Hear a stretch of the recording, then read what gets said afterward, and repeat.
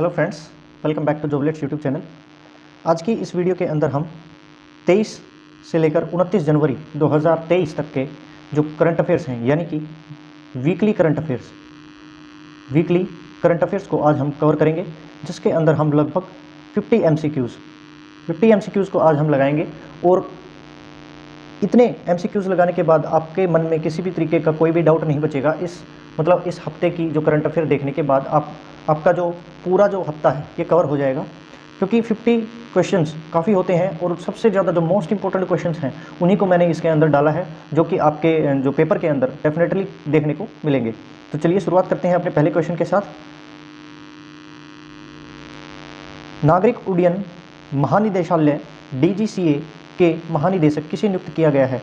तो DGCA के जो महानिदेशक हैं उन्हें विक्रम देवदत्त को नियुक्त किया गया है। और DGCA की फुल फॉर्म क्या होती है? Directorate General of Civil Aviation, यानी कि नागरिक उड्डयन महानिदेशालय इसको बोला जाता है। तो इसके महानिदेशक किसे नियुक्त किया गया है? विक्रम देवदत्त को। हाल ही में राष्ट्रीय बालिका दिवस कब बनाया गया? तो राष्ट्रीय बालिका दिवस बनाया गया 24 जनवरी को। इसको बनाने का जो मुख्य कारण ये है कि जो गर्ल चाइल्ड रेशियो है उसकी ग्रोथ बढ़ाना और लड़कियों के प्रति जागरूकता पैदा करना इसकी जो मेन मोटिव था। हाल ही में न्यूजीलैंड के नए प्रधानमंत्री कौन बने हैं? तो न्यूजीलैंड के जो नए प्रधानमंत्री हैं उनका नाम है क्रिस हैप्किंस।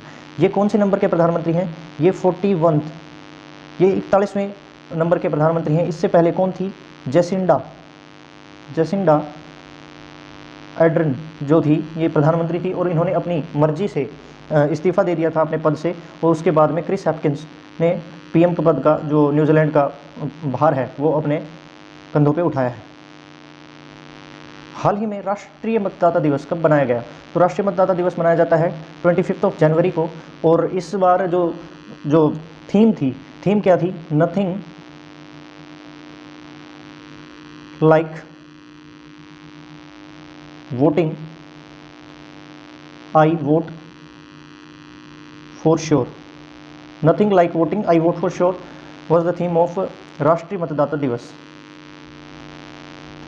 26 जनवरी को कौन सा गणतंत्र दिवस मनाया गया? तो 26 जनवरी को 74वां गणतंत्र दिवस मनाया गया। और आपको पता है कि मिस्र के जो राष्ट्रपति हैं अब्दुल फतेह अली सीसी, जो चीफ गेस्ट थे यहाँ पर, यानी कि 74वें गणतंत्र दिवस पर जो अब्दुल फतेह अल सीसी जो हैं, जो मिस्र के राष्ट्रपति हैं, जिसको इजिप्ट भी बोला जाता है, वो चीफ गेस्ट थे। और उनकी सेना के साथ राजस्थान में साइक्लोन 1 नाम का एक एक्सरसाइज भी हुई है थल सेना के साथ, जो इंडियन मिलिट्री है उसके साथ में। राजस्थान के जैसलमेर में साइक्लोन 1 जो है उसका आयोजन भी किया गया था। अगला क्वेश्चन है, अंतर्राष्ट्रीय सीमा शुल्क दिवस यानी कि इंटरनेशनल कस्टम डे किस दिन मनाया जाता है? तो ये भी 26 जनवरी को ही मनाया जाता है।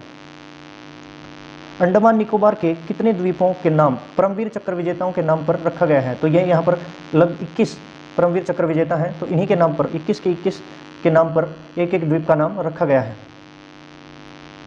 स्कूल ऑफ एमिनेंस प्रोजेक्ट किस राज्य में लॉन्च किया गया है? तो स्कूल ऑफ एमिनेंस प्रोजेक्ट जो है ये पंजाब राज्य में शुरू किया गया है।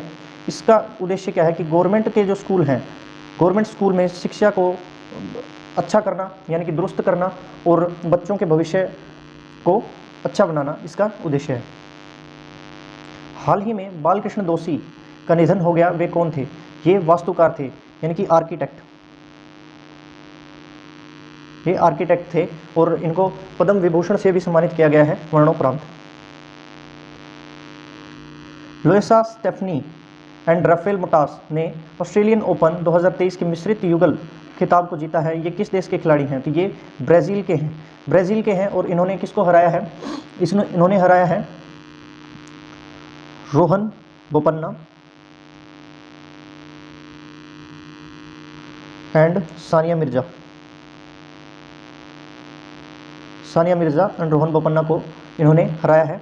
इन्होंने 7-6 का एक सेट और 6-2 से, यानी कि 2 सेट, यानी कि 7-6 और 6-2 से इनको हराया है। हाल ही में पराक्रम दिवस कब बनाया गया? तो पराक्रम दिवस 23 जनवरी को बनाया गया। ये नेताजी सुभाष चंद्र बोस की जो 126वीं जो जयंती है उसके अवसर पर बनाया गया है। नेताजी सुभाष चंद्र बोस के जो जन्म दिवस पर, यानी कि 23 जनवरी को ये बनाया जाता है। अगला मोस्ट इंपॉर्टेंट क्वेश्चन है कि उत्तर भारत का सबसे बड़ी फ्लोटिंग सौर परियोजना का उद्घाटन कहाँ किया गया है? तो ये कहाँ किया गया है? चंडीगढ़ के अंदर इसका उद्घाटन किया गया है। अगला क्वेश्चन है किस सैन्य बल द्वारा ऑपरेशन अलर्ट अभ्यास आयोजित किया गया? तो इसका आयोजन किया गया था बीएसएफ के द्वारा। बीएसएफ के द्वारा यानी कि 26 जनवरी से लेकर के और 29 जनवरी तक इसका आयोजन किया गया था गणतंत्र दिवस के उपलक्ष्य पर, ताकि किसी भी तरीके की घुसपैठ यानी कि पाकिस्तान साइड से किसी भी तरीके की घुसपैठ देखने को ना मिले। अगला क्वेश्चन है 2022 के लिए कितने व्यक्तियों को पद्म विभूषण से सम्मानित किया गया है? ये most important very important question मान लीजिए इसको, इससे क्वेश्चन बनेगा ही बनेगा। यानी कि 6 पद्म विभूषण दिए गए हैं और 9 पद्म भूषण और 91 यानी कि पद्मश्री दिए गए हैं। यानी कि 6 + 9 + 91 = 106 यानी कि 106 अवार्ड दिए गए हैं। और जो 6 जो सबसे जो इम्पोर्टेंट हैं ये वाले 6 हैं, और फिर भूषण है, और फिर उसके बाद में पद्मश्री है। यानी कि जो 6 जो दिए गए हैं उनकी जो लिस्ट है कुछ इस तरीके से है कि श्री बालकृष्ण दोषी, जो मैंने पिछले क्वेश्चन में करवाया था कि उनकी डेथ हो चुकी है और ये आर्किटेक्ट हैं, गुजरात से हैं। और श्री जाकिर हुसैन ये आर्ट से हैं। श्री SM कृष्णा ये पब्लिक अफेयर्स से हैं। श्री दिलीप महालंबिस ये मेडिसिन से हैं, ये इनको भी मरणोपरांत मिला है। श्रीनिवास वर्धन ये साइंस एंड इंजीनियरिंग से हैं। और श्री मुलायम सिंह यादव इनको भी ये पब्लिक अफेयर्स यानी भी ये भी एक राजनीतिज्ञ हैं और इनको भी मरणोपरांत ये दिया गया है, पद्म विभूषण से सम्मानित किया गया है। तो काफ़ी इंपॉर्टेंट है, ये आपको याद रखना आवश्यक है। अगला क्वेश्चन है कि काठमांडू में किस देश के दूतावास में रन फॉर लाइफ मैराथन का आयोजन किया गया था? रन फॉर लाइफ मैराथन यानी कि lifestyle for the environment theme के साथ इसका आयोजन किया गया था। तो भारतीय दूतावास यानी कि इंडियन एम्बेसी ने इसका 5 किलोमीटर की जो दौड़ है उसका आयोजन किया था। अगला है मिस्र किस नहर पर भारतीय उद्योगों के लिए विशेष एरिया आवंटित करने पर विचार कर रही है? आपको पता है कि ये मिस्र के राष्ट्रपति हैं और ये आए हुए थे अपने 26 जनवरी पर गेस्ट थे। तो इन्होंने स्वेज नहर पर मतलब भारतीय उद्योगों की विशेष एरिया आवंटित करने पर ये विचार कर रहे हैं। आपको पता है कि ये लाल सागर है, लाल सागर, और ये है भूमध्य सागर, और यहाँ पर है इजिप्ट। यानी कि जो मैक्सिमम एरिया है यहाँ पर इजिप्ट का लगता है। और ये यहाँ पर स्वेज नहर है, यहाँ पर ये है कुछ स्वेज नहर जिस पर विचार कर रही है जो इजिप्ट जो सरकार है भारतीय उद्योगों के लिए विचार कर रही है। कौन सा देश मंगल अभियान के लिए परमाणु परीक्षण करेगा? तो परमाणु परीक्षण के लिए मतलब जो मंगलयान के लिए परमाणु परीक्षण जो है ये अमेरिका करने की कोशिश कर रहा है। अगला क्वेश्चन है किस राज्य का अस्का थाना 2022 का सर्वश्रेष्ठ थाना चुना गया है? तो ये राज्य है कौन सा? ये उड़ीसा राज्य है और इसका जो अस्का थाना है ये सर्वश्रेष्ठ थाना चुना गया है। ये इसकी कुछ तस्वीर आपके सामने दिखाई गई है। संस्थागत श्रेणी में किसे सुभाष चंद्र बोस आपदा प्रबंधन पुरस्कार 2023 प्रदान किया गया है? तो इसे किसे प्रदान किया गया है? OSDMA यानी कि Orissa state disaster management authority and LFS यानी कि लुंगलाई फायर स्टेशन मिजोरम यानी कि लुंगलाई फायर स्टेशन मिजोरम और Orissa state disaster management authority, इन दोनों को ही आपदा प्रबंधन पुरस्कार 2023 से नवाजा गया है। तो इसका आंसर जो है ये हो जाएगा उपरोक्त दोनों। अगला क्वेश्चन है विशाखापट्टनम रेलवे स्टेशन को ग्रीन रेलवे स्टेशन सर्टिफिकेट प्राप्त हुआ है, ये किस जोन में आता है? तो ये पूर्व जोन में आता है, ईस्टर्न जोन के अंदर आता है। अगला क्वेश्चन है किस शहर में 27 जनवरी से 31 जनवरी तक संघई सहयोग संगठन फिल्म महोत्सव आयोजित किया गया? तो इसका आयोजन किया गया था मुंबई के अंदर। संघई सहयोग संगठन यानी कि SCO जिसको हम बोलते हैं, उसका जो फिल्म फेस्टिवल है उसका आयोजन कहाँ पर किया गया था? मुंबई के अंदर किया गया था। अगला क्वेश्चन है भारत का स्वदेशी mobile operating system Bharat OS निम्नलिखित में से किस IIT द्वारा विकसित किया गया है? तो ये कौन सी IIT है? IIT मद्रास के द्वारा इसका आयोजन किया गया है, मतलब इसको डेवलप किया गया है। यानी कि ये भारत का पहला ऐसा इकलौता ऑपरेटिंग सिस्टम है जिसको स्वदेशी तरीके से यानी कि IIT मद्रास द्वारा बनाया गया है। अगला क्वेश्चन है कौन सा केंद्र शासित प्रदेश 4 से 14 फरवरी 2023 तक सरस मेला आयोजित करेगा? तो सरस मेला सबसे पहली बार कोई केंद्र शासित प्रदेश है यानी कि J&K जो है इसका आयोजन करेगा।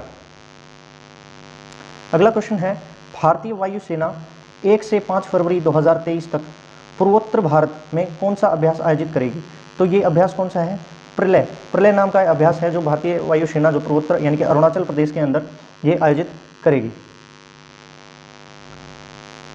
कौन सी राज्य सरकार अपने राज्य को 2025 तक पहला हरित ऊर्जा राज्य बनाने का प्रयास करेगी? तो हिमाचल प्रदेश सरकार है, ये यहाँ के सीएम हैं सुखविंदर सिंह सुक्खू।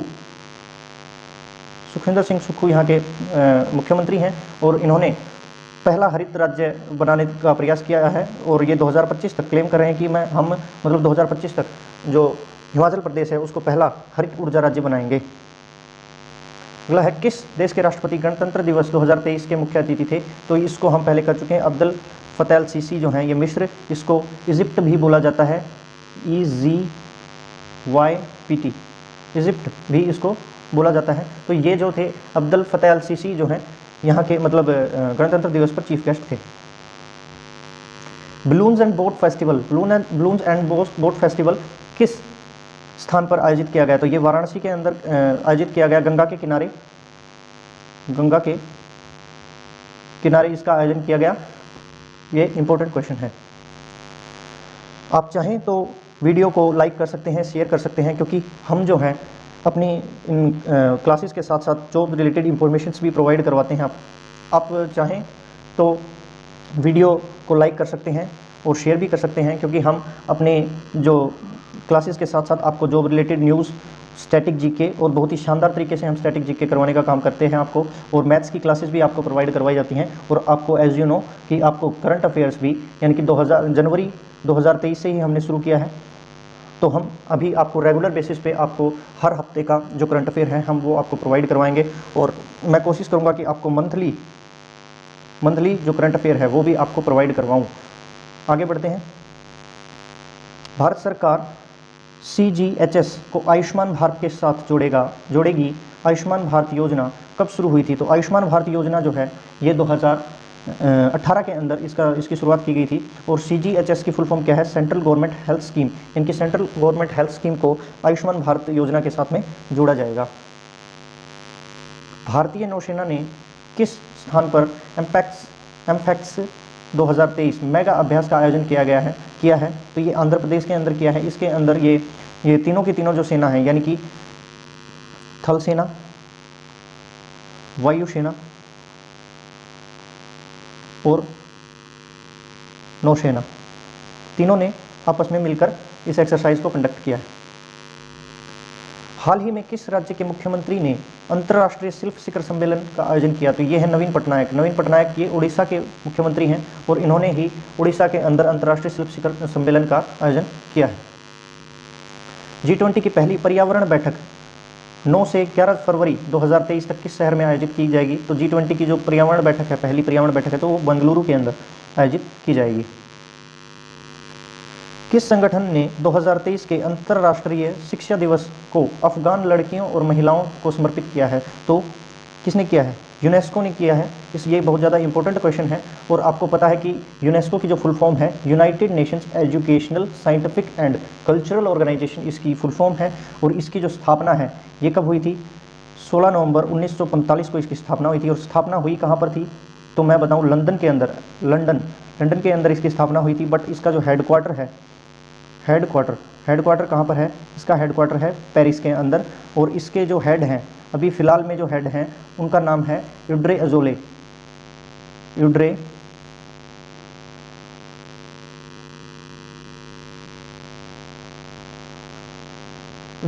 नाम है इनका। तो आप चाहें तो इन जैसे मतलब यूनेस्को, यूनिसेफ जैसे WHO और NATO के जैसे मतलब अलग अलग क्लासेस भी आप देख सकते हैं जो हमारे स्टैटिक जीके का एक पार्ट है। तो आप काफ़ी अच्छी तरीके से इन चीज़ों को पढ़ पाएंगे, आप इनको देख सकते हैं।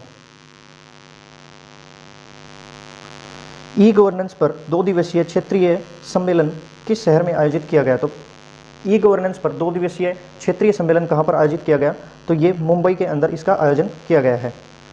अगला क्वेश्चन है कि किस फिल्म ने अजंता अलोरा फिल्म समारोह में सर्वश्रेष्ठ फिल्म का गोल्डन कैलाश पुरस्कार जीता है? तो कौन सी फिल्म है ये? ननेरा। यहाँ पर इसका पोस्टर भी दिया गया है, और इसके जो डायरेक्टर हैं उनका नाम है दीपांकर प्रकाश। दीपांकर प्रकाश इनके डायरेक्टर हैं।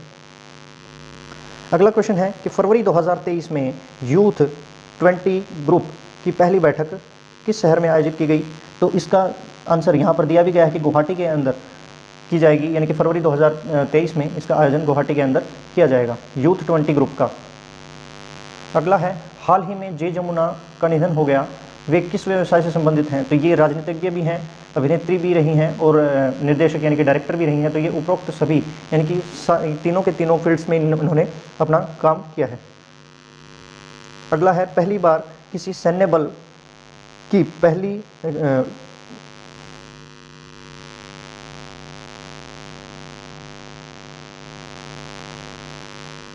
पहली बार किसी सैन्य बल की महिला प्रहरी की ऊंट टुकड़ी ने गणतंत्र दिवस परेड में भाग लिया। तो किसने भाग लिया है? ये बीएसएफ की महिला प्रहरी जो हैं, ये ऊंट टुकड़ी में जो गणतंत्र दिवस में परेड में इन्होंने हिस्सा लिया है। और आपको पता है कि बीएसएफ का जो फुल फॉर्म है बॉर्डर सिक्योरिटी फोर्स है और इसकी स्थापना हुई थी 1 दिसंबर 1965 के अंदर इसकी स्थापना की गई थी। अगला क्वेश्चन है, जनवरी 2023 में कितने बच्चों को प्रधानमंत्री राष्ट्रीय बाल पुरस्कार दिए गए हैं? तो ये कितनों को दिए गए हैं? तो 11 को राष्ट्रीय बाल पुरस्कार से सम्मानित किया गया है। अगला क्वेश्चन है कि भारत का सबसे गहरा मेट्रो स्टेशन कहाँ बनाया जाएगा? तो मेट्रो स्टेशन जो सबसे गहरा होगा वो पुणे के अंदर होगा और इसकी गहराई लगभग 33 मीटर यानी कि लगभग 108 फीट तक ये गहरा होगा, जो ग्राउंड लेवल से 108 फीट अंडर मतलब नीचे गहराई वाला होगा ये। अगला है, भारत की पहली made in India cervical cancer vaccine को किसने लॉन्च किया है? तो किसने लॉन्च किया है? सर्वैक नाम से है ये, और इसका जो लॉन्च है ये किया है अमित शाह जी ने किया है। और इसको serum institute, department of biotechnology industry research assistance council और Melinda and Bill Gates foundation द्वारा इसका जो संयुक्त रूप से इसको वैक्सीन को लॉन्च किया गया है। INS वागीर को कहाँ पर भारतीय नौसेना द्वारा कमीशन किया गया है? तो ये नई है और इसको जो कमीशन किया गया है कहाँ पर किया गया है? तो मुंबई के अंदर इसको कमीशन किया गया है। अब बात करते हैं स्पोर्ट्स की। तो कुलनाउत वितिदसन ने इंडिया ओपन 2023 जीत लिया है, वे किस देश के खिलाड़ी हैं? तो ये थाईलैंड के खिलाड़ी हैं और इन्होंने इंडिया ओपन जो 2023 का जो बैडमिंटन का जो खिताब है इन्होंने जीत लिया है। और बात करें वुमेंस की, महिला एकल का खिताब इंडिया ओपन में ही किसने जीता है? तो ये हैं एनसे यंग ने जो ये खिताब जो है ये जीत लिया है। अगला है, ICC emerging women's cricketer of the year 2022 के लिए किसे चुना गया है? तो इनका नाम है रेणुका सिंह, ये इंडियन क्रिकेट टीम के बॉलर हैं और इनको ICC emerging women's cricketer of the year 2022 के लिए नवाजा गया है। अगला है, ICC T20 mains cricketer of year 2022 के लिए किसे चुना गया है? तो ये है सूर्य कुमार यादव। अगला क्वेश्चन है, मेंस यानी ICC men's test cricketer of the year के लिए किसे चुना गया है? तो ये है बेन स्टोक्स, ये कहाँ के हैं? ये इंग्लैंड के प्लेयर हैं और इनको best test cricketer of the year 2022 के लिए नवाजा गया है। ICC men's cricketer of the year 2022 के लिए किसे चुना गया है? इनकी ओवरऑल कैटेगरीज के अंदर mains cricketer of the year 2022 के लिए बाबर आजम को चुना गया है। और जो अपने विराट कोहली हैं ये पहले 2 बार रह चुके हैं ICC men's cricketer of the year, तो अब की बार 2022 में बाबर आजम को चुना गया है। आई होप कि ये आपको वीडियो जो है अच्छी लगी होगी, काफ़ी इंफॉर्मेटिव लगी होगी। हमने बहुत ही जल्दी से यानी कि 50 क्वेश्चंस हमने आसानी से इनको कंप्लीट कर लिए हैं। और आप चाहें तो हमारे साथ मैथ्स की तैयारी के लिए जुड़ सकते हैं, करंट अफेयर्स की तैयारी के लिए जुड़ सकते हैं। जो भी जॉब रिलेटेड जो इन्फॉर्मेशन होती है वो हम आपको प्रोवाइड करवाते रहते हैं और स्टैटिक जीके की बेहतरीन क्लासेस हम आपको प्रोवाइड करने की कोशिश करते हैं। अभी हमने जो ड्रेनेज पैटर्न ऑफ इंडिया है वो हमने एक लास्ट क्लास बचती है, उसको भी हम कंप्लीट कर देंगे। तो thank you for watching this video. अगर आपको अच्छा लगा है तो आप जुड़ सकते हैं हमारे साथ। जय हिंद।